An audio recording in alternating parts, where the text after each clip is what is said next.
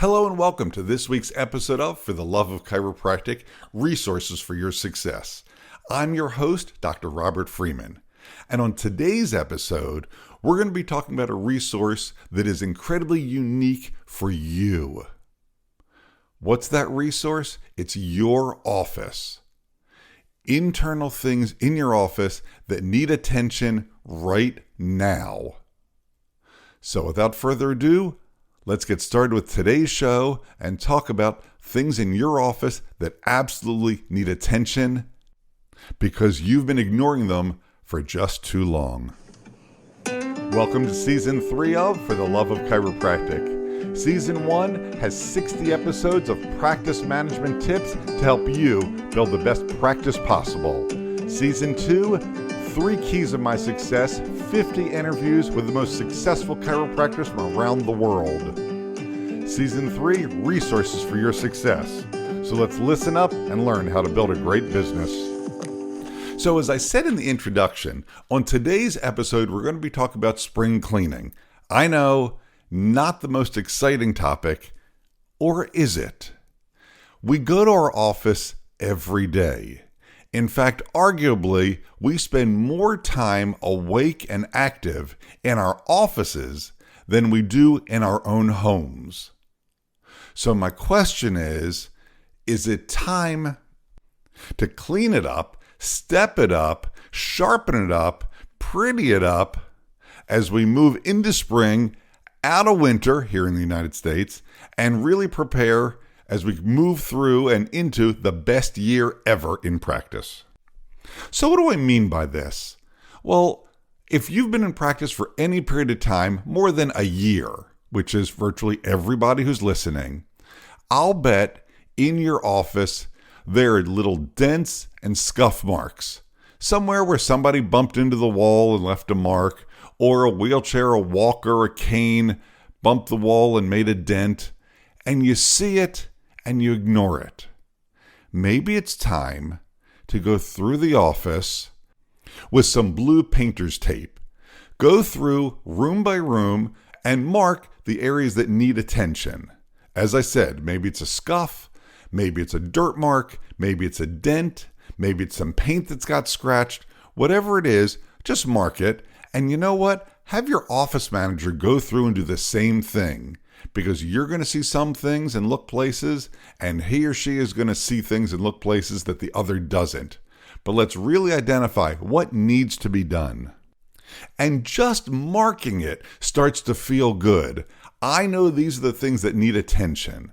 And whether you hire a handyman to do it or you choose to do it personally, either one is fine. Even the patients are going to say, oh, what's that? Well, we're cleaning up the office. We're sharpening up. We're freshening it up. Oh, that's awesome, Doc. They take pride in your office, and we should too. When you personally go to a doctor's office and it looks tired, worn out, dirty, stained, do you notice it? Yes. Do you brush it off? Maybe. Does it lower your expectation of the doctor and the standards just a little bit? I'll bet it does. So how much of that is okay for your patients to think about your office? And what standard do you want to be putting out there? I want to be putting out there, we're the best, we're on top of it, we're sharp all the time. So what else needs to be done? Well, you know what? I'll bet the carpets need to be cleaned. Now, if you're still in the wintry mix as this episode airs, okay, maybe it's not time to do it right now, but I'll bet you could get it scheduled for a month or maybe 2 months from now, depending on how far north you are. Or we have listeners in other parts of the world. Maybe this is the rainy season. So again, getting the carpets cleaned at the rainy season might not be the time to do it either. But you know what? Give that some thought. When are we going to do it next? And get it scheduled. Hire the carpet company who's going to come in and shampoo and clean them. Maybe re-wax the floors if that's a thing. Or have the office manager put it on the schedule. You know what? That you're personally going to do it. Rent the carpet shampooer and do that if that's what you want to do. And as we keep talking about refreshing the office, look around at the plants in the office. Almost every office that I have ever been in and every chiropractor I've ever spoken to has live plants in their office, and that's great. Live plants have vitality, they have life, they have a life force. Take a look at those plants. Maybe they need to be dusted. Maybe they need to be repotted. Maybe the plant is just barely hanging on for some reason and it needs some help. Maybe it just needs to be replaced altogether. But what is that plant saying about your office? It should be showing vitality, life, health, and being an expression of the life force that you help to release in your office. And as we're talking about things that need to be cleaned up, looked at, and taken care of, what about the office chairs? How many of those chairs have stains on them for some reason? Oh, somebody brought a soda or some other fruit juice and it spilled, so it looks like there's a nasty stain on the seat of that chair. You know what? Take the time, put the chair aside, clean it. Let's freshen those chairs up also. In fact, speaking of the chairs, I want you to go through your office and sit in every single chair for a good 15 seconds and really look at what the patients are looking at as they're sitting in that chair. What are they seeing? I want you to lay down everywhere in your office that patients lay down. Lay face down on your own adjusting table. What does it look like down in between the headrest? Is it kind of nasty and gross down there? Maybe it's time to get out a scrub brush and really give it a good deep clean. In each of the rooms, on each of the tables. Maybe those tables have torn upholstery. You know what? Even though they make colored duct tape that matches, maybe it's time to reupholster the table again. Fresh look, sharp, clean, professional. When you lay on your back on the table, like when you're adjusting somebody's cervical spine, what is the patient looking at? Are there bugs up in the light diffuser in the ceiling if you have those kinds of lights? Maybe there's water stains on those ceiling tiles. What about the air diffusers in the office? You know, they get dusty. They need to be cleaned on a regular basis. Just dust it off. But the vast majority of offices that I go into, for whatever reason, whoever does the cleaning in the office doesn't realize that those diffusers need to be dusted also, and they look nasty and gross, and that's what your patients are looking up at when they're laying on their backs staring at the ceiling. If you have an area in your office where you do active therapies, active rehabilitation therapy, I'm certain that your staff cleans the equipment on a regular basis. If you have the balls, the bands, those things have handles. How often do those handles really get cleaned? Not just wiped off, but a good cleaning. Hand weights, TheraBands, any of the touch points, maybe there's a power plate, all of these things get touched on a regular basis. I'm sure they get wiped down, but do they really get cleaned? And as we're going through the office and freshening it up, if you want to really surprise your patients, move some of those posters and artwork around to a different location. Maybe you have 2 adjusting rooms that are set up identically, but have different paintings in the adjusting rooms. Try just switching those and see how many people notice the difference and the different vibe that it brings to the office. Because when you shake things up and make things different, people take notice. It adds energy and excitement, even if it's something as simple as moving posters from one place to the next. Or maybe even replace them with something that's new and interesting. Posters, artwork, ideas, activities, things that are coming up in your office. Let's give the patient something new and different to look at that captures their imagination and their attentions. Because when you choose to dedicate some of your time to working on the office itself, as opposed to working in the office, it raises the energy vibrational level, the patients feel better about coming to the office, and everyone gets a better response. By the way, we talked about going through and marking the office with that blue painter's tape. At some point, it's time to get the spackle knife, fill in those holes, let it dry, and then actually give it that coat of paint to give it that fresh, beautiful look you're looking for. So that's all well and good, but what else needs to be done in the office? I'll bet your storage room hasn't been reorganized in a long time, and it starts to look like your garage after a long winter. There's stuff everywhere. It's dirty. It's dusty. It needs to be cleaned out, reorganized. I used to say to my CAs on a regular basis, meaning about once a year, I want that storage room to look like the storage closet at a Rolls-Royce car dealership. Now, just me saying that brand name brings a certain image to your mind. It's an image of precision and expertise. What do you think that storage closet looks like at the Rolls-Royce dealership, or maybe the Mercedes dealership, or any luxury brand that you choose to think of? I'll bet it's precise, it's precision, and it looks the way that it should. It's not an embarrassment. So, what does your storage closet look like? Is it clean and organized, or is it haphazard and stuff all over the place? Heck, I even like when a CA goes through and labels the shelves of what should be where.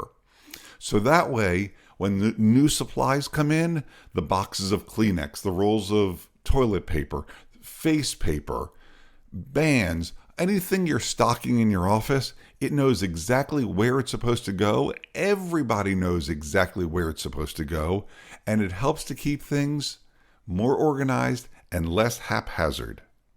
So that's a pretty easy job for the CAs to do if you want to give them something to do, especially if we still have a foul weather day. It's not unusual in March, at least in this part of the country, in this part of the world, to still have a snow day. You know what? Let's take time to reorganize that. Let's clean out the cupboard, in the bathroom, the cabinet under the sink, whatever it happens to be. Let's get things clean and organized. But that's not the only place that there could be more organization. Somewhere in your office right now, I'll bet there's at least one stack of papers. And if you're saying, oh yeah, I'll bet it's more than one. Maybe it's a corner of your desk. Maybe it's on the floor under your desk. Maybe it's in corners of the business office. I've been in offices where there's stacks of papers literally on the floors in the adjusting rooms. And when I ask the doctor what that is, oh, those are old files that I have to go through. Really? And they're laying in the corner of the adjusting room? Thank God so few of us have film x-rays anymore, because I can't begin to tell you how many offices I would see just stacks and stacks of x-rays sitting around. Maybe it's time to get rid of the film x-rays if you've gone digital and they're still sitting in your storage room somewhere. There are companies that will recycle them and actually send you a check if you're still sitting on old school films and you've gone digital. So these are some of the things that can be done on a once or maybe twice a year basis, which is terrific. But now let's talk about something that hits home for a lot of docs. Do you have a stack of files, quote unquote, that need your attention? Maybe they're patient charts, maybe they're requests, maybe it's something from the business office. Hey doc, I need you to look at and take care of this, that's sitting on your desk. If that stuff is sitting there, when are you going to take care of it? Because here's what I know. It's never going away. And if it's never going away, and you're eventually going to get to it and do it anyway, why aggravate yourself? Why would you let it eat away at you? Why not just do it now? Make procrastination your enemy and say, I'm going to handle this right now. Or schedule a time that you know you're going to slay it. Not handle it, not put it to bed, slay it. Make it go away and finish the job.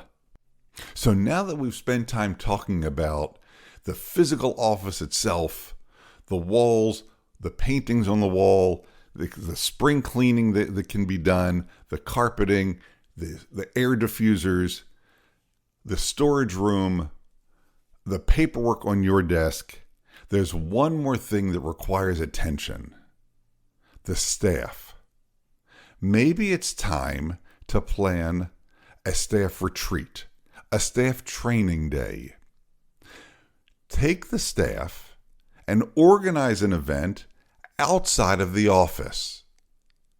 We went through the winter.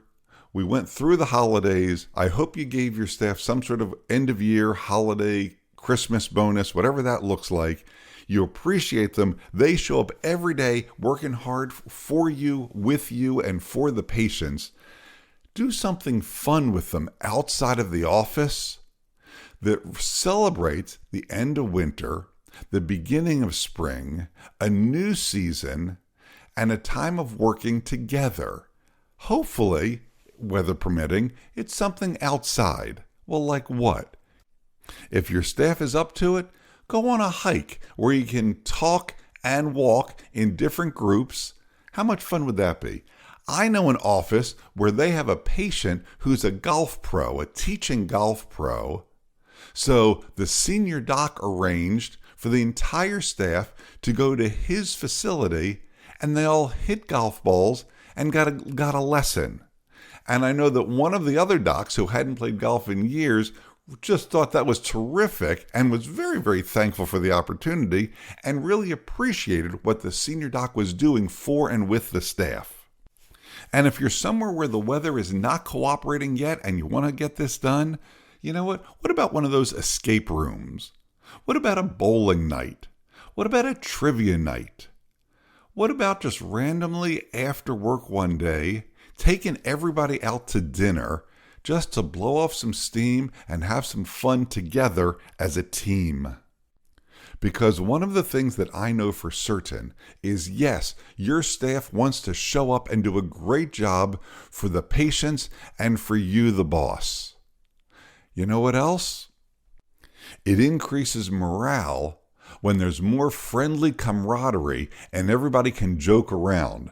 Because if you can joke around outside of the office, it means in crunch time, the communication, while it has to be precise, it's more easily received and people just work together.